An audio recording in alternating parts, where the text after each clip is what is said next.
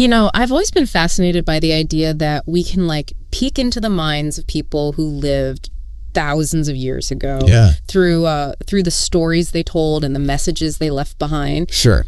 And today we're diving deep into the world of ancient Egyptian literature. Right. To uncover just that. It's really remarkable what these texts reveal. Yeah. Not just about historical events, but about the Egyptians' worldview. Yeah. Their values, their hopes, and even their fears. Right. We have a pretty amazing collection of sources to explore today.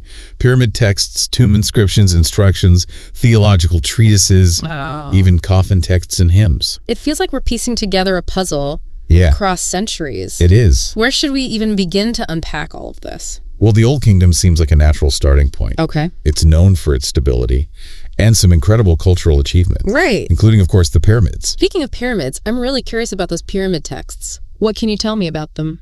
They're actually inscribed right inside the pyramids. Oh, wow. Of Unas, Teti, and Pepi. Okay. Imagine carving your legacy directly into the stone. Yeah. Of your eternal resting place. It's certainly a powerful statement. So what kind of messages did they choose to preserve in these texts? They offer us a glimpse into the pharaoh's beliefs about the afterlife. Okay. And we can even trace the evolution of those beliefs over time. Okay. For example, the cannibal hymn found in Unas's pyramid is noticeably absent in later pyramids. A cannibal hymn. That certainly piques my curiosity. Right. What does that tell us about their evolving understanding of the afterlife? Well, in the cannibal hymn, Unas describes consuming the gods. Oh, wow. To absorb their power. Okay. It suggests a very early and rather raw understanding of achieving divinity in the afterlife. Okay. The fact that it disappears from later texts suggests a shift towards a more nuanced and perhaps less, shall we say, visceral view of the afterlife. That's fascinating. It sounds like their understanding of the afterlife was constantly evolving. Yeah. Are there any other examples from the pyramid texts that give us a window into these beliefs? One particularly evocative text is Passage to the Sarcophagus Chamber from Unas's pyramid. It describes Unas joining the stars, ascending to the cosmos, and essentially becoming one with them. It's a powerful image of the king's perceived divine status, not just in life, but in death as well. So the pyramids themselves weren't just tombs. Right. They were statements about their beliefs, about their place in the cosmos. Exactly. And what about those elaborate tomb inscriptions you mentioned? Yeah. What kind of stories were they telling on the walls of their tombs? Two inscriptions offer a fascinating window into the lives and values of not just the pharaohs, but also high-ranking officials. Over time, they evolved from simple prayers into detailed autobiographies. Wow. Almost like ancient resumes, boasting of their accomplishments and demonstrating their worthiness to enter the afterlife. So it wasn't enough to just be powerful. You had to prove you were a good person, too. Precisely.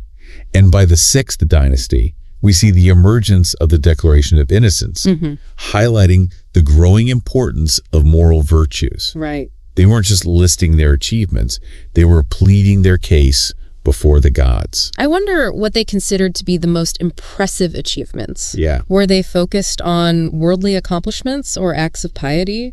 It was a combination of both. Okay. You have inscriptions like Harkuf's, who boasts of his daring expeditions to a land called Yam, and bringing back exotic treasures like a dancing pygmy. Wow. It speaks to their adventurous spirit and the value they place on exploration. Right. But then you also have inscriptions like Wani's, which detail more practical matters like managing taxes and resources, showing that the everyday realities of life are also important. Yeah. It's fascinating how these inscriptions capture both the grand adventures and the mundane details of their lives. For sure. But earlier, you also mentioned something called instructions. Yes. What exactly are those? Instructions are essentially wisdom texts. Okay. Offering guidance on proper conduct and social values. Right. Think of them as guides to navigating life in ancient Egypt. Yeah. We have some well-known examples from the Old Kingdom, like the instructions of Prince Harjedef, the instruction addressed to Kajemni, and of course, the maxims of Ptahhotep. The maxims of Ptahhotep. That sounds like it's full of timeless wisdom. It is. Okay. It's full of practical advice and moral lessons. Okay. Offering a glimpse into the social etiquette and moral compass of the Old Kingdom elite. Okay. For example, Ptahhotep advises, one has great respect for the silent man. Right. Do not boast at your neighbor's side. And kindness is a man's memorial for the years after the function. I can already see myself quoting those. It's amazing how relevant some of these ancient maxims still feel today. Yeah. But we've been talking a lot about how the Egyptians viewed themselves and their place in the world. Did they leave us any texts that reveal their understanding of how the world itself came to be? They did. Okay. And that's where the Memphite theology comes in. Okay. This text, likely composed in the late 6th dynasty, presents a fascinating creation myth centered around Ptah, god of Memphis. Okay, so tell me more about this Ptah and his role in creation. In the Memphite theology, Ptah is described as the supreme creator god. Okay. But what's particularly interesting is that he doesn't create through physical action, but through the power of thought and speech. Wow. The text states that Ptah's heart and tongue conceived and spoke creation into being. That's a powerful concept. It speaks to the importance they placed on intellect and the power of language. Exactly. It also seems to elevate Memphis to a pretty significant position, right? Okay. The text establishes Memphis as not just the royal city, but a central location in the Egyptian cosmos.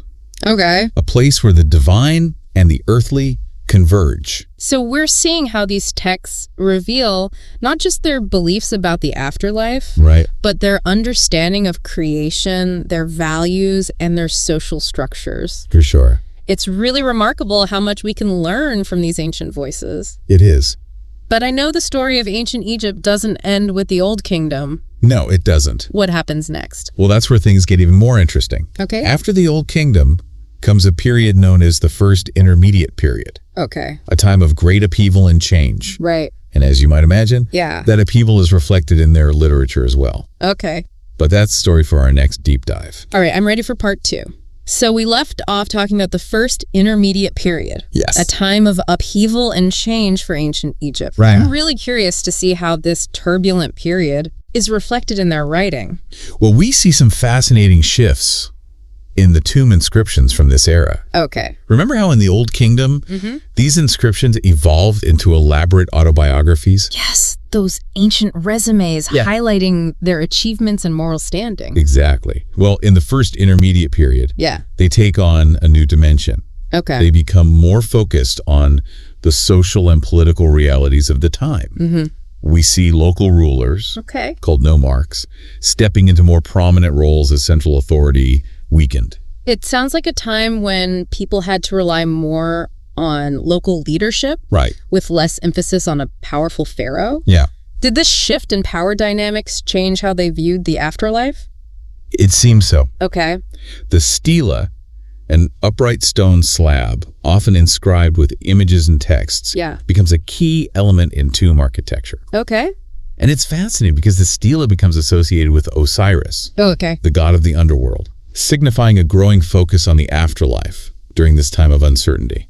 It makes sense that in times of instability, people might seek solace and hope in the afterlife. Yeah. Do any of the stories from these inscriptions really stand out as capturing that feeling? There's a compelling story about a nomarch named Anktifi. Okay. He defended his nome and provided for his people during a famine. Right.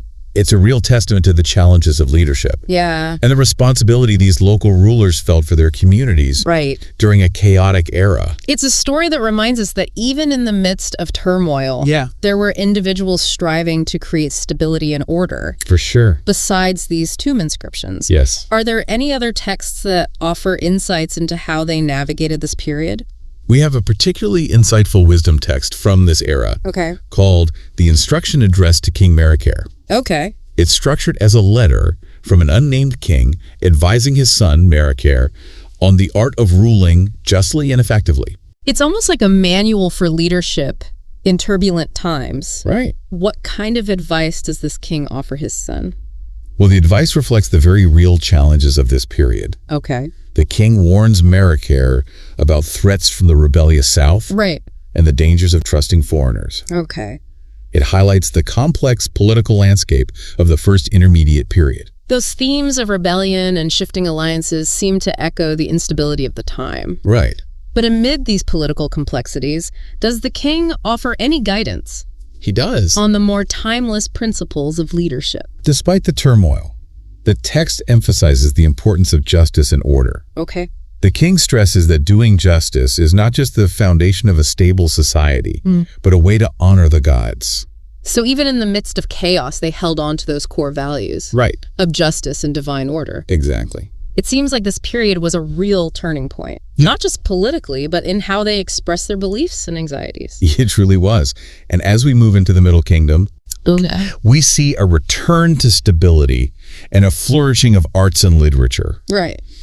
This period is marked by a renewed confidence and a focus on reasserting order and control after the upheaval of the first intermediate period. It sounds like they were ready to reclaim their place in the world. They were. How is this newfound confidence reflected in the literature of the Middle Kingdom? Monumental inscriptions take center stage during this era. Okay. They're filled with tales of royal achievements, mining expeditions, temple building, and of course, military conquests. Those classic displays of pharaoh power and ambition. Right.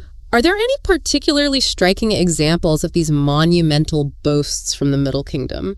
Sesostris III left behind some impressive inscriptions, including boundary stelae erected to warn Nubians against trespassing. Wow. It's a powerful statement of military strength and territorial control. It sounds like they were sending a clear message. We're back in charge, and don't you forget it. Exactly. But alongside these displays of power, were there other themes or anxieties that emerge in the literature of this period? Interestingly, we see a significant expansion of the coffin texts during the Middle Kingdom. Okay. They're no longer exclusively for pharaohs. No. Everyday people are now using them as well. Wow. It suggests a broader access to the afterlife. Okay. And a deeper preoccupation with what awaited them after death. So it's not just the elite concerned with securing their place in the afterlife anymore. Right. What kind of insights do these coffin texts give us into the evolving beliefs of the Middle Kingdom? We see a range of ideas and spells within the coffin texts. Okay. Some, like CT 1130 and 1031, present a surprisingly complex concept. Okay. These texts suggest that the sun god created humans as equals. Okay. And didn't teach them to do wrong, hinting at a concept of free will. Free will. That's a concept we often associate with much later philosophical traditions. Right. It's incredible to think that the Egyptians were wrestling with such ideas thousands of years ago. It is.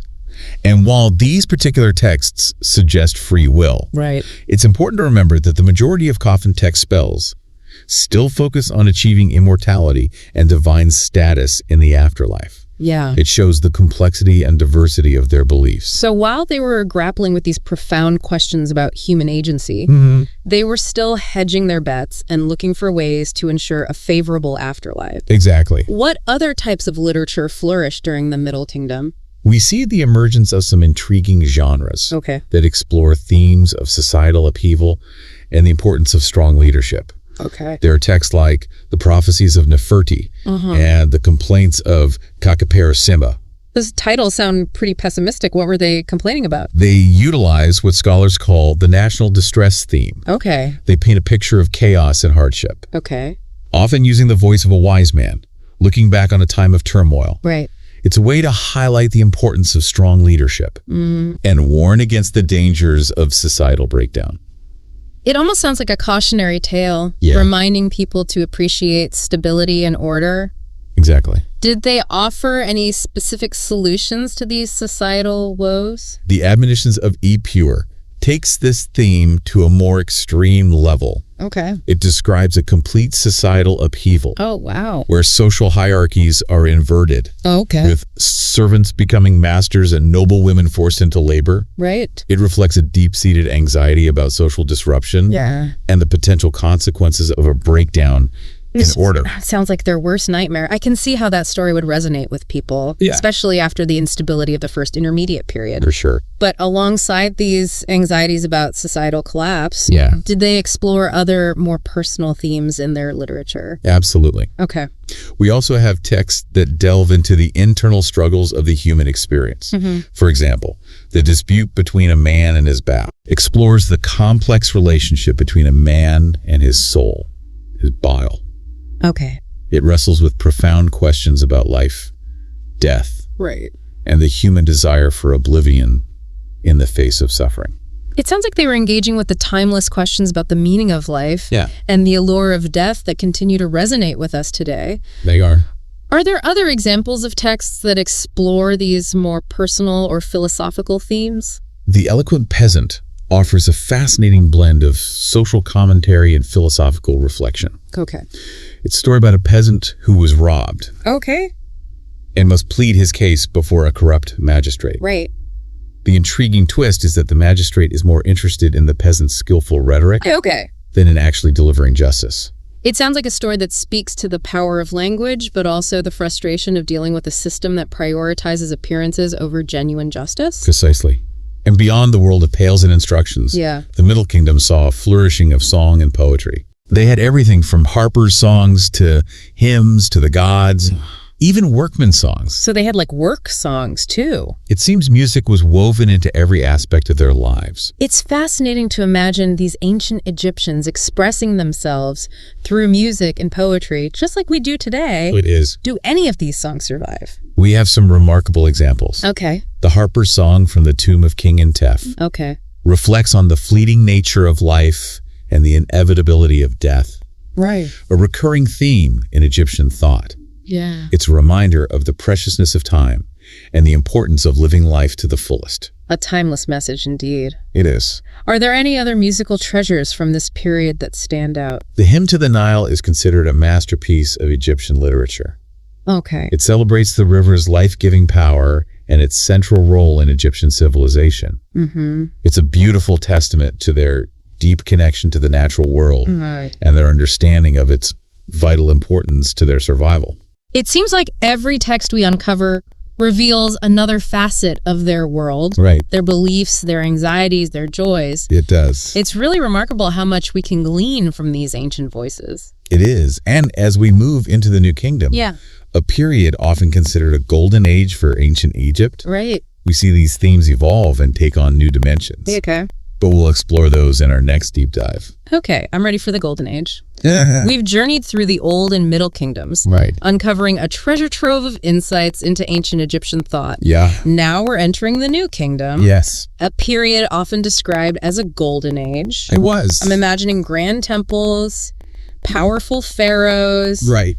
And maybe even some epic tales of adventure. Does the literature of this period live up to that image? It absolutely does. The New Kingdom was a time of immense wealth and power for Egypt. Okay. And that's reflected in the grandeur and confidence of their literature. I'm eager to delve into these Golden Age texts. Where should we start our exploration? Well, we see a continuation of those monumental inscriptions, celebrating royal achievements. But in the New Kingdom, they become even more elaborate and impressive. So the pharaohs are really going all out to showcase their power and accomplishments. They are. Are there any inscriptions from this period that particularly stand out? Thutmose III left behind a particularly striking inscription. Detailing his victory at the Battle of Megiddo. A pivotal moment in his military campaigns. A battle inscription. It sounds thrilling. What makes this one so captivating? It's not just a dry account of the battle. It's a dramatic narrative. Full of vivid descriptions and even speeches by the pharaoh himself. Wow. It's almost like reading a scene from an ancient Egyptian war epic. Wow, that really brings history to life. I can almost hear the clash of chariots and the roar of the crowd. But beyond these tales of military might, what other literary treasures did the New Kingdom offer? We see a continuation of wisdom literature with texts like The Instruction of Amenemope, which offers a collection of practical advice and moral maxims, much like the Maxims of Tahotep. So they're building on those timeless themes of virtue and wise living. Exactly. What kind of insights does Amenemope offer? He emphasizes humility, honesty, and respect for others. There's one line that really stands out. Do not be greedy for a mouthful. You are only a guest for a day. Wow. It's a reminder to be content with what you have. And treat others fairly. Those are words to live by even thousands of years later. It's fascinating how these ancient values continue to resonate. They do. And speaking of values, I understand that a new genre emerges during this period. The tales of the righteous sufferer. What can you tell me about those? These stories feature characters who are unjustly accused or punished. often for adhering to their moral principles. Okay. They face hardship and adversity, but ultimately justice prevails. It sounds like the ancient Egyptian version of karma playing out. Right. Are there any particular stories that exemplify this theme? While it actually originates in the Middle Kingdom, okay, the tale of the eloquent peasant continues to be popular in the New Kingdom. Okay. And fits perfectly within this genre. Ah, yes. The peasant who is wronged and must plead his case before a corrupt magistrate? Exactly. I see how his perseverance in seeking justice despite the challenges aligns with this theme. It does. Are there any other examples of the righteous sufferer in New Kingdom literature? The tale of the shipwrecked sailor offers a captivating blend of adventure and moral instruction. Okay. It follows a sailor who is shipwrecked on a mysterious island and encounters a giant serpent. Okay. Through his wit and resilience, he escapes and returns home. It sounds like a classic tale of overcoming adversity and the triumph of good over evil. It is. And amidst these tales of adventure and morality, did the Egyptians find time for romance? They did. I understand that love poetry flourished during this period. It did. Really? And it's surprisingly passionate and sensual. Wow. Imagine lines like, "Your love is like wine to me."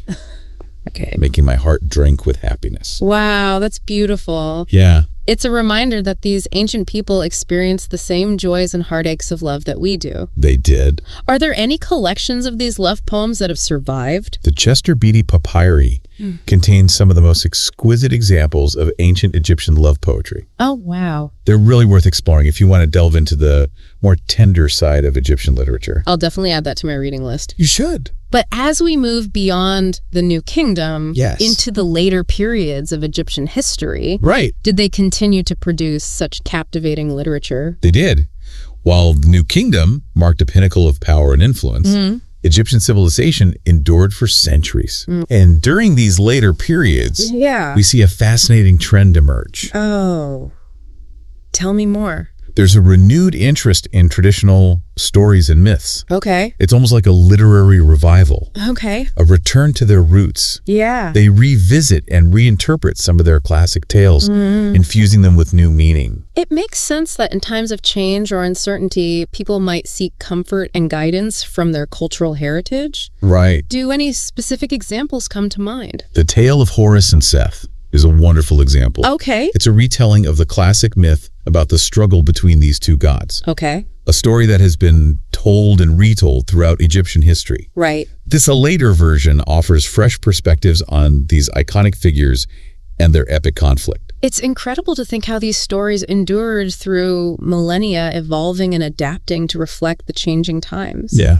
It seems like every time there's a major shift or period of uncertainty, they turn to literature, to their stories to make sense of it all. They do. That's a key insight. It is. These texts are not just relics of a bygone era. Right. They offer us a window into the human experience. They do. Reminding us that the challenges and questions we face today are not so different from those that captivated the minds of the ancient Egyptians. For sure. That's a beautiful way to sum up our exploration. It is. We've journeyed through centuries of ancient Egyptian literature, uncovering insights into their beliefs, their anxieties, their triumphs, and even their love affairs. And love affairs. It's been a truly fascinating deep dive. It has been. Well, thank you so much for taking this journey with me. It's been my pleasure. It's amazing to think how much we can learn from a civilization that existed thousands of years ago, and how these ancient stories can still speak to us today. Yeah. So for everyone listening, I encourage you to dive into the world of ancient Egyptian literature. Yes, you should. You might be surprised by what you discover. Absolutely. And until next time, keep exploring.